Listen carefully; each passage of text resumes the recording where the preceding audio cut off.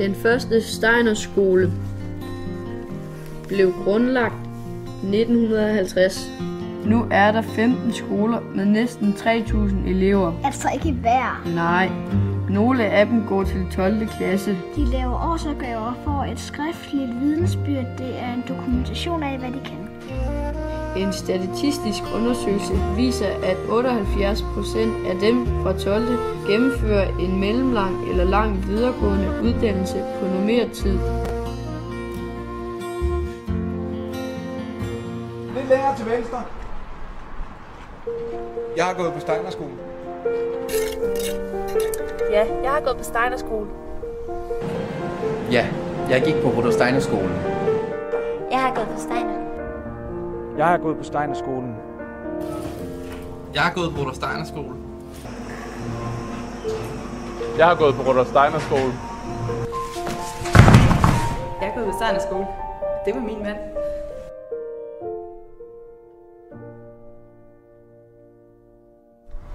Jeg husker min skolegang på Steiner-skolen som en glad og en tryg hverdag. Det var sjovt, og det var nemt at lære. Jeg tror, det hænger sammen med den legende tilgang, der var til undervisningen. Børn er et gådefuldt folk, sagde en af vores digtere engang. Børn har mange sider. Vi skal have plads til dem alle, hvis der skal komme kreative, sunde og socialt kompetente mennesker ud af en skole. Steiner-skolen har givet mig mange gode oplevelser og har styrket min kreativitet og givet mig mere selvtillid. Kroppens intelligens stimuleres i de små klasser. Vi integrerer mere af mennesket, hvis børnene får lov til at bevæge sig, når de lærer. Jeg har været rigtig glad for at gå på Steiner-skole. På Steiner-skolen der har jeg fået en tro på mig selv og en tro på at gå efter mine drømme. Hvis der skal komme ligevægtige og kreative mennesker ud af en skole, må den tage hele mennesket med i sin pædagogik. Ja, for det kan godt være svært at holde balancen. Ja, for man skal holde tungen lige i munden. På Steiner-skolen oplever jeg, at der blev taget hånd om at udvikle vores fantasi. For mig i dag er det et vigtigt arbejdsredskab, at jeg er i stand til at forestille mig, hvordan tingene så ud herude i jernalderen. Vi må udnytte børnenes glæde ved at bevæge sig.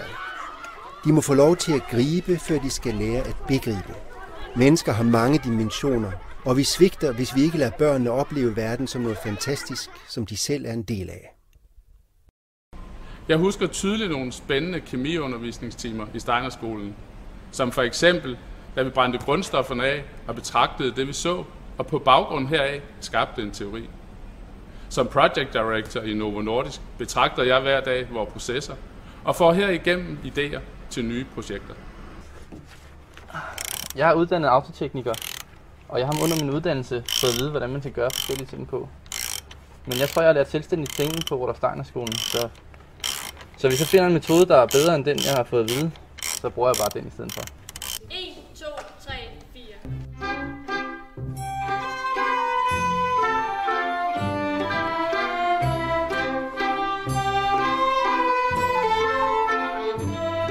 Da jeg gik på Steiner-skolen, havde vi mange kreative, håndværksmæssige fag, som jeg drager stor nytte af i mit daglige arbejde som tømrerformand. Jeg glæder mig rigtig meget til, at vi skal begynde at snitte. Det var Johannes V., der sagde, hvad hånden former er åndens spor. Det kan blive til pædagogisk praksis. Hvis børn har fået lov til at være børn, når de er det, kan de vokse ind i samfundet som hele mennesker, når det er det, de skal. Hvis man øver sin fantasi, når man er ung, kan man finde løsninger på problemer, når man er voksen.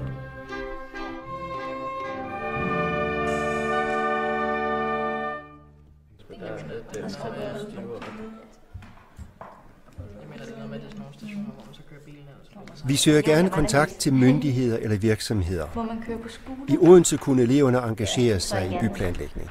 Hvad vil der ske, hvis det bliver gratis? Men så er man jo også nødt til at lave masser af busser, hvis der er mange flere, der kører med bus. Ja. Arkitekturen er en bunden kunstart. Den består af rigtig mange komplekse elementer, som skal sammensættes på den rigtige måde. Der er ingen tvivl om, at med min baggrund Som elev på en Steiner-skole har det været nemmere for mig at handle ud fra en helhed. Noget af det, der virkelig karakteriserer den gode Steiner-skole, det er, at det enkelte barn føler sig set. Og det kommer for eksempel konkret til udtryk ved, at man på den gode Steiner-skole ser lærere og børn og unge ude i gården om morgenen, hvor læreren går hen til barnet, hvor barnet går hen til læreren, giver læreren hånden, ser læreren i øjnene. Du er set, du er mødt, du er velkommen, nu starter dagen. Den store risiko for Steiner-skoler, tror jeg, man kan sammenfatte i ordet dogmatisme. Vi bliver så fokuseret på værdien af det, vi har, at vi ikke vil møde behovet for et kritisk blik på nogle af vores egne principper og praksiser. Hvis man ser på det negative billede af den danske folkeskole, der er mange positive billeder, men hvis vi ser på de negative billeder, så er de for mig at se karakteriseret ved, at skolen bliver enormt fortænkt. Og det vil sige, at børn skal sidde stille, børn skal lytte til læreren, børn skal læse lektier, børn skal lære systemets lektier, og børn skal testes fra dag nummer 1. Vi hælder viden på de små børn, og de små børn kan ikke sidde stille. De små børn forstår det ikke. Vi tror, at vi kan behandle skolen på mange måder, som om det var en industriel virksomhed. En skole er ikke en fabrik. En skole er et sted, hvor børn og unge mennesker skal leve, skal dannes, skal udvikles, skal lære, skal have det sjovt. Sandkassen er for mig et rigtig dejligt symbol på et barn i udvikling og et barn, der er totalt nærværende. Steiner-skolens læggen vægt på det kreative i barnet er noget, som jeg tror øvrige skoler og samfundet i al almindelighed kan lære rigtig meget af.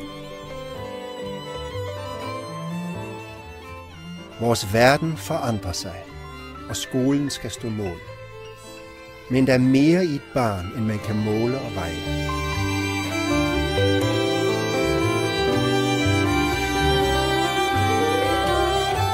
Steiner-skolen tager mål af det usynlige i mennesket. Der findes Steiner-skoler i hele verden, ligesom i Danmark, bare anderledes. Over 1000.